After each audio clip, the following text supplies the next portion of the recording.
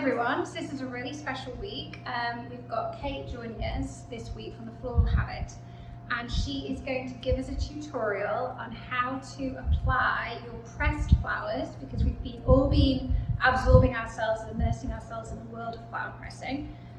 So how you can take your pressed flowers and apply them to a pumpkin. Okay, so you've obviously started a little bit just to give an example. Yeah. And just for everybody else's reference too, this is a fairy tale white pumpkin. And then what I've done is I can't even pull it up now, but I've carved a hole, obviously, in the middle, and then added a small vessel, which I've filled with cold water, and put that inside. And then Kate has just already applied some of the pressed flowers just to give you a reference. But why don't you talk us through like the pressed flowers that we've got and then how you've placed them? I've got hydrangeas on here, periwinkles, phlox and cosmos as well. And the hydrangea, this is the antique hydrangea too. And the helleborus, you've got the helleborus. Yes, I have. They are, I don't know if there's one around there. There's one just here. There's one here too. That's one, isn't it? Yeah. So you can see that they're just the most beautiful shape. So talk us through like how did you press them and then how are you applying them to, because it's quite a specific process, isn't it? It is. So they've all been pressed within paper, within a wooden press, sorry. All of these don't require a long time within the press, so it's nice and easy for you to press them simply and without too much issue. I've gone for a very neutral palette today with lots of mauves and things. So cosmos like this, pressed really beautifully as well. And the case of just gluing them on, you do have to be really careful with the glue. I'm using a pH neutral glue and very fine paintbrushes. And depending on which you're gluing will depend on how you glue them on. So for example, the hydrangeas, you can just glue the back and stick them straight on. Okay, so let's do one. Let's do one. Do you want to do one? Yeah, I do. Yeah. I can do this one. You can see like. I do have a pair of tweezers here as well for the more delicate flowers. So that's. So should I just put like a little bit on each? Yeah, I would reduce that size slightly. That's right. It's a bit of a goblet. Yes. So really, it's just like the lightest brush. Exactly. And this glue will dry clear as well, so you won't see it if it does come out. Oh no, look, I folded that part. That's okay. You should be able to fold them over. Oh yeah. So that's why the tweezers work. Yeah, they're really handy.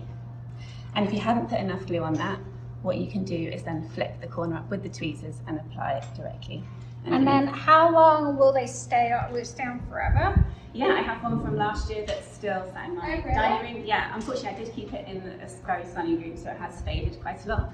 But you could absolutely do this at the start or middle of October for your Halloween decorations and keep it up until Thanksgiving or Christmas. That's so fun, and we can keep adding to it too as we move and transition through the season with more like orange tones and like crisp bronzes. And you could remove ones as well if you didn't like them, so it might be a case of having to scrape them off of the slide, but they'll be easy to come off of. I would say using taller sort of stems, rigid stems, are quite difficult because of the curve of the pumpkin, so they're quite hard to glue. So if you've got something that's quite rigid and pressed flat, it will be quite hard to fold over. So smaller things. Like for instance, how would you do this one? So yeah, so because these are really delicate, I would turn over, I would glue the centre with that first and find a space. And this is the same process that you'd apply for cards or anything else? Absolutely, well? yeah. This one's going to overlap ever slightly. I wouldn't glue the petals in my hand for this one just because they've got a likelihood of flapping forward and gluing themselves to each other. And then you can just add a little swipe of glue underneath. And then if you don't get the corners, as I said, just make sure you add it on. So, and then for smaller flowers like the phlox that I've put on here, they're really fine and very hard to handle. And for those, I would glue directly the pumpkin, a small patch, and then add those on top rather than attempt to glue them in your hand because they just won't stay. There you go. So for example, with this hydrangea here, You just add a little glue in there and then stick it directly on top. Now you can also, if you wanted to, add glue on top. It would give it a slight shine, but it would mean that they were a little bit more protected if that makes sense. something touched them. But I don't really like the sort of shiny look that it gives, so I don't. So we've also just applied on the table too a tiny bit of the acacia that comes in the box. And then we have got a little pressed flower too here. A chrysanthemum actually, which you should have maybe collected, but if not, then they do press really easily, and I've just applied them to each table setting. They do, and actually I pressed these last year and they've kept their colour really nicely. So they've just been stored in a box and like covered. Lovely. In this week's box we've got the pearl acacia, which is this one. And you'll see us use acacia throughout the season, and it dries really nicely. So come Christmas, it'll be like all crispy and hard, but it's still the same plant, but it just has a different looking texture to it. So that's this one. We also have antique hydrangea from Chico at the Annandale Estate Winery. So great to see that again. We have a few carnations, some tulips that we haven't used in a while, a rose, and this one, which you might not be familiar with, but it's called Blushing Bride Protea, and it's actually pretty common in bridal bouquets. So it is part of the Protea family. It dries really beautifully and it holds its colour tone. But they're not normally this big, but they're just like really big this year. So I thought we'd use those because they look great. And then we have some Grevillea as well. So a couple of things about this. We obviously want to show off all of our pressed flowers, all the pumpkin as well. So, and obviously how big your pumpkin is going to really dictate how much we're going to cut off the edges. So I'm going to start with it pretty, with small pieces, sorry. So just cut kind of the smaller pieces from the bigger pieces, strip the leaves off, and then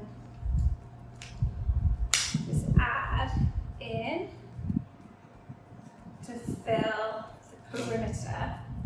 So, I mean, we're basically like still using the same principles, it's just the fact that the vase is inside the pumpkin.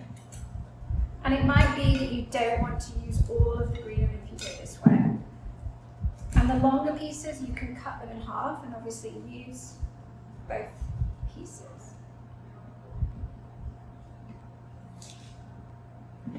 Like so. So I'm just going to keep on doing it. What I might do when I add in the Grevillea is cut some of these pieces down a little bit more just to balance out the shape of it. But for now, let's just get them in there. And then we can always perfect them afterwards.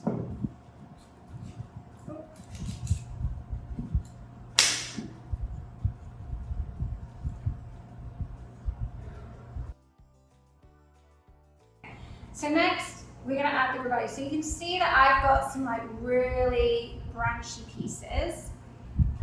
So what I'm going to do is I'm going to cut the smaller branches from the bigger branches. And I'm actually not going to use all of this, to be honest, because I think it's nice to use it to add like as an accent. But I also love the texture of the acacia in this, and I don't want to dominate it too much. So if you are using this for the pumpkin, you don't have to use all of it, is what I'm saying. So I'm probably going to stop there for now. Next we're going to add the antique hydrangea and also the Blushing Bride Protea. So it's kind of up to you on this one. I think it's nice to show off our focal flowers, so I might be inclined to kind of position that one there. But obviously, because the pumpkin's pretty short, I'm cutting quite a lot off the stem, so just bear that in mind.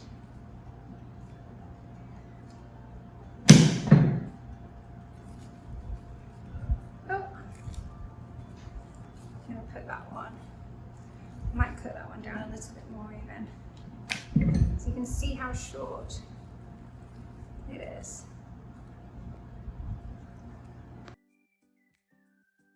So with the rose, the carnations and the tulips, these are all our secondary flowers. So the goal with these is just to fill in space, honestly. So it really doesn't matter too much where you put them. You just want to use them to kind of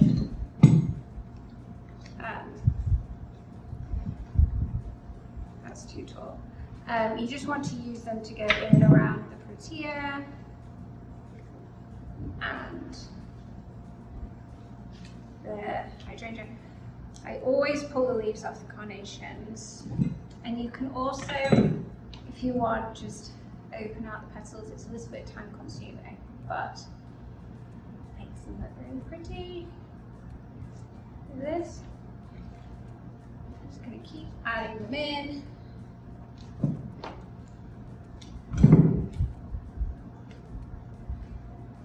That one. Yeah.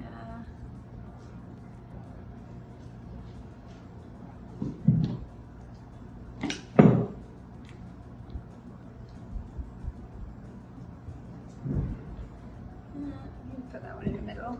Down this a bit more. That. Last but not least, the tulips. So strip. These are pretty open. So these are about 4 days old. So when you get yours, they're probably going to be really tight. So you might want to just let them open up before and just absorb some water before you start playing around with the petals. You can do something really fun. Look at this. Isn't that nice? And then again, as a secondary flower, you can just add them in anywhere you want.